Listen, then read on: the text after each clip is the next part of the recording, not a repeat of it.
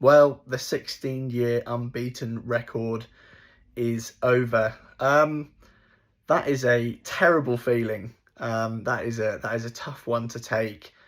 Norwich City have lost 3-1 to Ipswich. Ipswich deserved winners. It's difficult to put into words so quickly after the game. I mean, I want to look at the game in sort of first half and then second half because it felt like two different Norwich Cities, but the overriding feeling there, and I just want to tip my hat to the Norwich City fans who made the journey and witnessed all that was laid bare in front of them. Because yeah, fair enough, I didn't have the stomach for it, and to be quite honest with you, I'm very glad that I didn't go. Where do we start? Right, first half. To be, dare I use the word positive? I thought Norwich looked okay. It's the most it feels like we've pressed, and the way Norwich City had the ball, they looked fairly comfortable on it. There was sort of a few shaky moments, but in a game like this, and well, in any game in the Championship, conceding chances is inevitable. But I really didn't expect what I said. I didn't expect. I hoped that it was the beginning of Norwich trying to turn to the next page and get on top of, the issues that are going on. But in that first half, they pressed pretty well, had a couple of chances. The goal was lucky, but it dare I say it, it felt deserved. But the two Ipswich goals, I mean, the second is obviously an absolute corker. I'm not going to begrudge Vlad for that, or anyone really. He's just hit it, and it's an absolutely wonderful strike. But the first one, the player that myself and Adam had been bigging up quite a lot, Kovacevic, and the player who just won the Player of the Month award.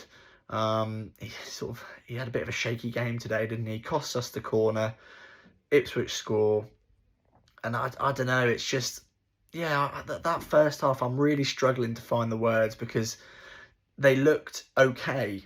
I don't want to sort of use that as a platform in terms of, I think Norwich could build off it, because that's not how I feel at the moment. But players like Pelle Matson, I mean, let's talk about him for a second. I think he was really good today. Looked really assured in midfield and really battled as well. Ironically, between Topic and Matson, you'd have thought, especially from profile and the way the signings were spoken about before they both joined the club, you'd expect Topic to be more of a fighter. But Matson today was really good. And I mean, if we want to take any sort of positive or something to look forward to, it's just seeing him playing in a yellow and green shirt, because I thought he was good.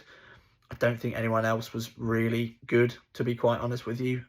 Cordoba, I really didn't want him included in the lineup, but he was, in that first half, strong, quick. His pace really, I don't want to say it bailed him out of situations, but it kind of did, when George Hurst or anyone really on that right-hand side would sort of get round him 2 or 3 times. Cordoba had that pace and power to sort of shield and protect the goal. But beyond that, I'm just thinking of individual performances. There are none really. Topic starting in the 10 was an interesting choice, and it's one that I can kind of understand because you want the physicality, you want the running, but creatively it proved to not be a very good decision. And even, from a shape point of view, I don't think he added too much in terms of playing in that role. I mean, that said, he did sort of join in with the press, and Norwich looked okay going forward. Ipswich, the game was very cagey in terms of the start from there, and it was, for me, as proved the case, it was a real sort of game of, could Ipswich knock it up a gear with the quality they've got? They've spent a lot of money, and we spoke about it on the podcast. Norwich have spent a decent amount as well. I'm not going to begrudge them for that, and it's, when you look at net figures, then it's not like they're spending money they don't have. But Ipswich started the game really shakily, and you just kind of hoped Norwich could maybe do what they haven't really done this season and take advantage of that sort of situation. But they couldn't, and, that first half, just in conclusion, was okay. And I felt going into the second half, like, I felt all right. Notice that in this video that the word okay and all right are very sort of in the forefront of my mind, because that's the best I can say, really. Sargent, completely isolated, and in that second half was just sort of aimlessly running around, and there was a couple of decent chances for Norwich at the start. I think the best one for Sargent was when he dispossessed the goalkeeper, and that probably sums up the day for him. And you know, a striker of his quality shouldn't have to be praying for that small little glimmer of hope. They should be getting at least a couple of decent chances. Anti-Cernats today, I'm surprised his name's not come up already. I don't know how he completed the 90 minutes. When you want to look at the game sort of without the yellow and green tinted East Anglian derby goggles, how Liam Manning has looked at Cernats is good enough to see out that 90 in such an important game.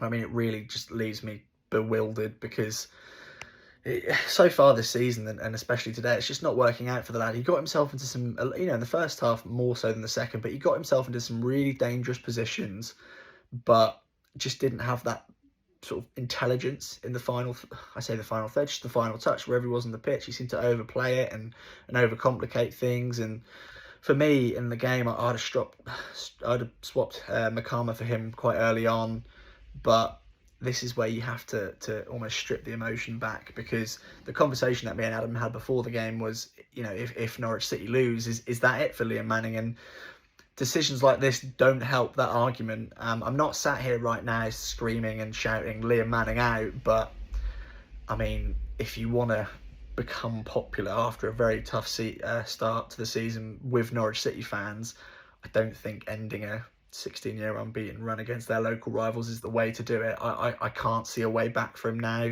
Norwich have the international break ahead to recoup, and I don't know what they'll be up to in training. But yeah, I mean, it's a very difficult road ahead for Liam Manning and his Norwich City career. Bristol City up next, of course, and you know, me and Adam will talk about this game with less emotion coursing through our veins, and I mean, we'll see how we feel. Adam was there today, and you know, fair play to him. And as I said, the away fans who made that journey. But yeah, just to talk about Ipswich again, I thought I don't look at them as a team who like blew Norwich out of the water today.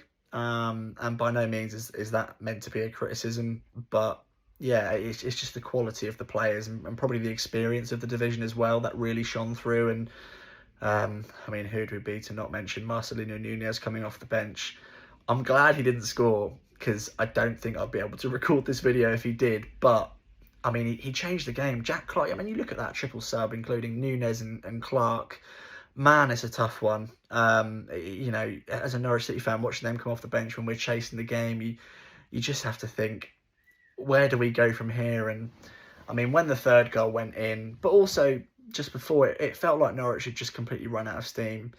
Oscar Schwartau, obviously the first player to come off, and you know, he again looked quite decent today, and going forward, kind of promising. But that's about it for trying to be positive. But yeah, fair play to Ipswich. I mean, the feeling I have coursing through me right now, I don't know how Ipswich fans have done it for the last 16 years. That's probably the reason that the ground is empty half the time. But it's a tricky one, isn't it? And where Norwich City go from here is the next question.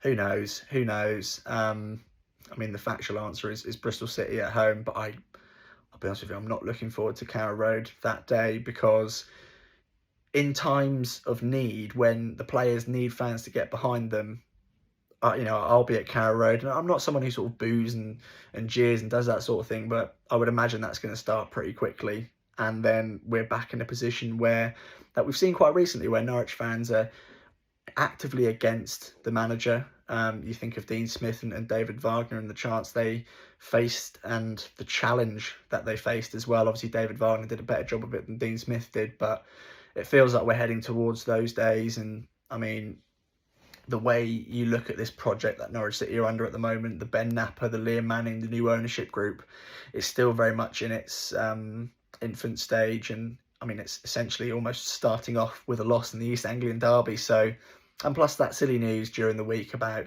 the away fan relocation. Man, it's not a pleasant time to be a Norwich City fan at the moment. But as you know, Ipswich fans will be feeling today from a more positive side, football is cyclical. One thing you can take for granted is that the season will go on. I mean, for us as Norwich City fans, that's quite a scary prospect. For Ipswich fans, it's probably exciting. And the last thing I want to say is this game was a chance to sort of almost galvanise the fans and not completely get everyone back on side, but give them something to hold on to. And it was the exact same for the Ipswich fans going in, and a win for them, I'm sure, will really boost their confidence as fans, as players, as a club. And yeah, I would much rather be feeling what they're feeling at the moment. But we've had 16 years of it. It's come to an end, onwards and upwards. Yeah, the last thing I want to say, thanks for all the support on the videos. Me and Adam will be dissecting this sooner rather than later, and then just trying to forget about it. But yeah, we'll see you in the next one. Like, comment, subscribe, all that, and see you soon.